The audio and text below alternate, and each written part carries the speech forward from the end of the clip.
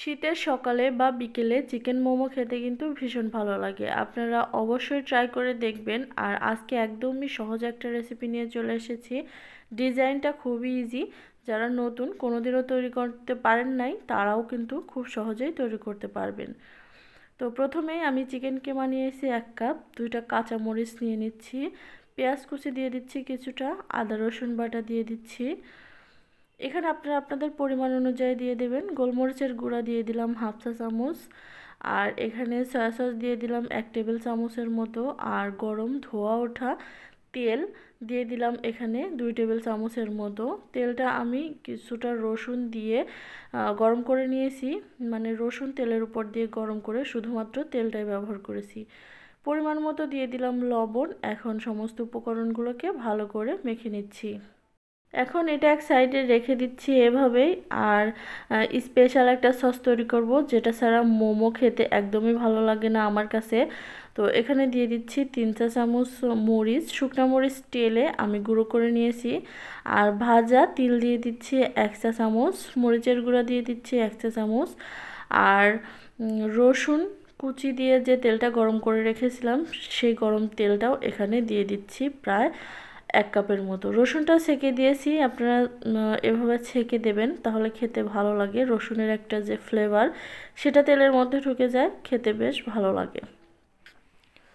তো এই তো সসটা কিন্তু একদম রেডি হয়ে গেছে। এখন আমি এটাকে সেঁকে নেব। আপনারা চাইলে কিন্তু নাও সেঁকতে পারেন, আমার কাছে না সেঁকলেই বেশি ভালো লাগে, তবে দেখার সৌন্দর্যের জন্য আমি একটু সেঁকে দিলাম। তবে আমার কাছে ছেঁকা বাদ দিয়ে যেটা হয় আর কি, সেটাই বেশি ভালো লাগে। সামান্য একটু টমেটো সস দিয়ে দিলাম। এখন একটু মিশিয়ে নেব, আর উপর থেকে তিল দিয়ে দিচ্ছি। তো এই তো একদম রেডি। মোমোর যে সসটা হয় স্পেশাল, সেটা একদম রেডি হয়ে গেছে।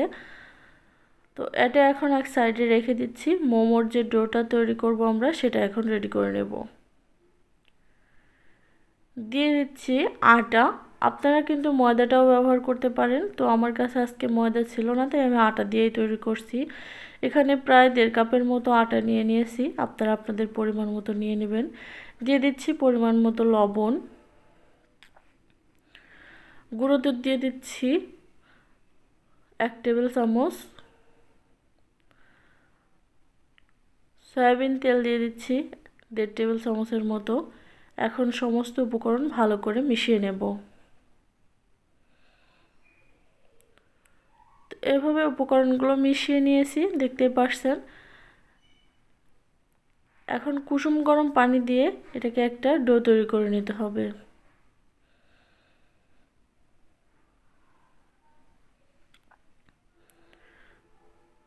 অল্প অল্প করে পানি দেবেন, আর অল্প করে ডোটা তৈরি করে নেবেন। এই যে সফট একটা ডো তৈরি করে নিয়েছি, আর সেখান থেকে একটা রুটি তৈরি করেছি।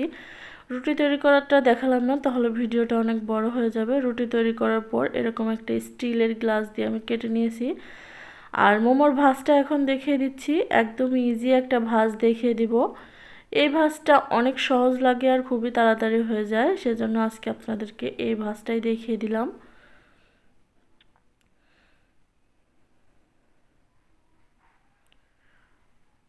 দেখে নিশ্চয়ই বুঝতে পারছেন ভাজটা কেমন ভাবে দিয়েছি। তো সমস্ত মোমোগুলো আমি এভাবে তৈরি করে নেব। মুখটাও ভালোভাবে সিল করে দিতে হবে এভাবে, যাতে পরবর্তীতে খুলে না আসে। তো এই তো একটা মোমো কিন্তু রেডি হয়ে গেছে। আমি আপনাদের বোঝানোর সুবিধার্থে আরও একটা মোমো তৈরি করে দেখিয়ে দিচ্ছি।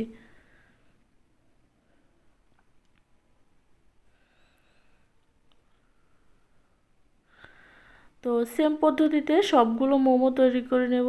আর এই মোমোটা তৈরি করা একদমই ইজি। আপনারা চাইলে আরও অন্য অনেক রকম ডিজাইন তৈরি করতে পারেন। যারা মোমোর ভাঁজ দিতে একদমই পারেন না, তারা চাইলে পুলি পিঠার মতো করেও তৈরি করতে পারেন। মোমো যে এভাবে ভাঁজ করেই খেতে হবে এমন কোনো কথা নেই।